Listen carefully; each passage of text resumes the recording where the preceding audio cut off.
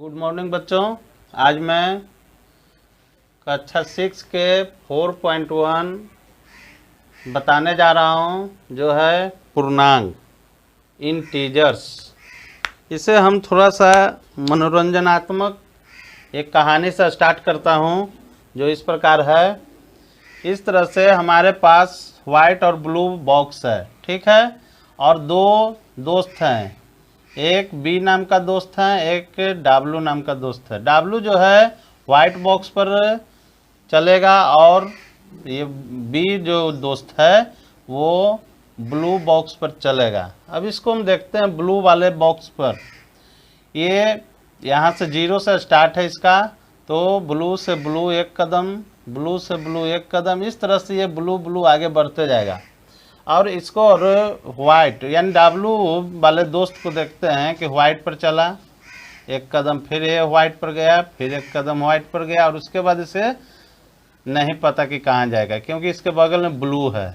तो बच्चों हम इससे जानते हैं कि 0 से दाहिने ओर प्लस धनात्मक होता है और 0 से बाएं ओर ऋणात्मक होता है। इसे आगे हम लोग समझेंगे। जैसा कि हम जानते हैं प्राकृत संख्याएं, गिनती की संख्याओं को प्राकृत संख्या कहते हैं। जैसे 1 2 3 4 5 अनंत तक जाएगा। और उसके आगे अगर प्राकृत संख्या में शून्य को शामिल कर देते हैं तो पूर्ण संख्या प्राप्त होती है। जैसे 0 1 2 3 4।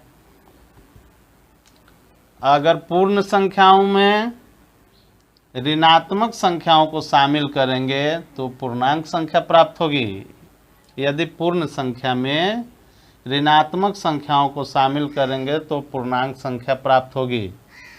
अब इसे हम एक चित्र के द्वारा समझेंगे। इस तरह से चित्र के द्वारा समझेंगे। प्राकृत संख्या पहले लेंगे। प्राकृत संख्या में क्या हम दिए थे, इस तरह का चित्र था। अब कह रहा है कि प्राकृत संख्याओं में शून्य को शामिल करेंगे। शून्य को हम शामिल कर दिए, ये है, तो क्या तब प्राप्त हो गया, पूर्ण संख्या। अब कह रहा है कि पूर्ण संख्या, उसके बाद कहता है कि ऋणात्मक संख्याओं को शामिल कर देंगे। ये पूर्ण संख्याओं में ऋणात्मक को शामिल कर देंगे। इस पूर्ण संख्या में ऋणात्मक को शामिल कर देंगे। ये पूर्ण हो गया। 0 और प्राकृत मिलके ये पूर्ण हो गया। इसको में हम ऋणात्मक को शामिल कर देंगे तो हमें पूर्णांक प्राप्त होगा। पूर्णांक का ये डायग्राम है इस तरह से।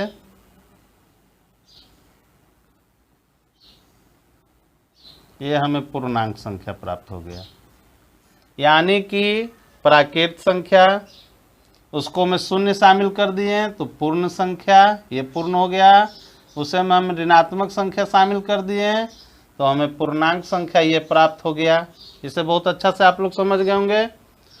अब हम आगे बढ़ेंगे संख्या रेखा पर पूर्णांकों का निरूपण। संख्या रेखा पर तो आगे हम बताए थे एक कहानी के द्वारा, एक दोस्त 0 से दाएं ओर चल रहा है, एक दोस्त 0 से बाएं ओर चल रहा है। तो यहाँ संख्या रेखा हमने बनाया है 0, दाहिने ओर 1 2 3 4 5 6 7 8 9 10, और 0 से बाएं ओर -1 -2 -3 -4 -5 तो इसे हम लोग समझ लेंगे। शून्य से दाएं ओर धनात्मक +1 +2 +3 +4, यानी इसे 1 2 3 4 भी लिख सकते हैं। शून्य से बाएं ओर, ये शून्य है, इससे बाएं ओर -1 -2 -3 -4 होगा। इसी प्रकार शून्य के ऊपर क्या होगा, धनात्मक हो जाएगा। 1 2 3 4 5 6 7 8 9 10। शून्य के नीचे ऋणात्मक हो जाएगा। अगर आगे इसको देखते हैं, यहाँ अब इंटीजर से संबंधित कुछ प्रश्न है जिसे मैं समझा रहा हूँ। कह रहा है कि इसे चिन्हों के द्वारा निरूपित करें। पारा 0 से 4 डिग्री नीचे है। नीचे का मतलब बताए थे ऋणात्मक, तो इसका आंसर हो जाएगा -4। नीचे है। पटना समुद्र तल से 3 मीटर ऊपर है। ऊपर का मतलब +3। मीटर। चलिए, मेढक 4 मीटर जमीन से ऊपर है। मेढक जो है जमीन से ऊपर, यानी 0 जमीन है और संख्या रेखा पर क्या होता है, ऊपर। ऊपर का मतलब हो गया +4। बैंक में 500 रुपया जमा है, जमा का मतलब पॉजिटिव हो गया 500 रुपया। ये हमें चिन्ह के द्वारा समझें। अब देखते हैं आगे है संख्या रेखा पर निरूपित करें। 5 से 3 अधिक, ये संख्या रेखा है 0। बताए थे हम, दाएं ओर प्लस,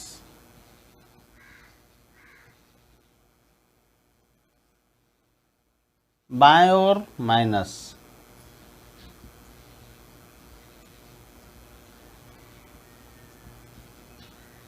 तो कह रहा है 5 से 3 अधिक 7 8, तो 5 ये हो गया, से 3 अधिक 1 2 3, यानी कि हमें हो गया क्या, 5 से 3 कदम आगे बढ़े, 3 अधिक, यानी 5 और 3 जोड़ेंगे तो क्या हो जाएगा 8। 2 से 6 कम, फिर एक संख्या रेखा लिखेंगे 0 1 2 3 4 5, -1 -2 -3 -4 -5।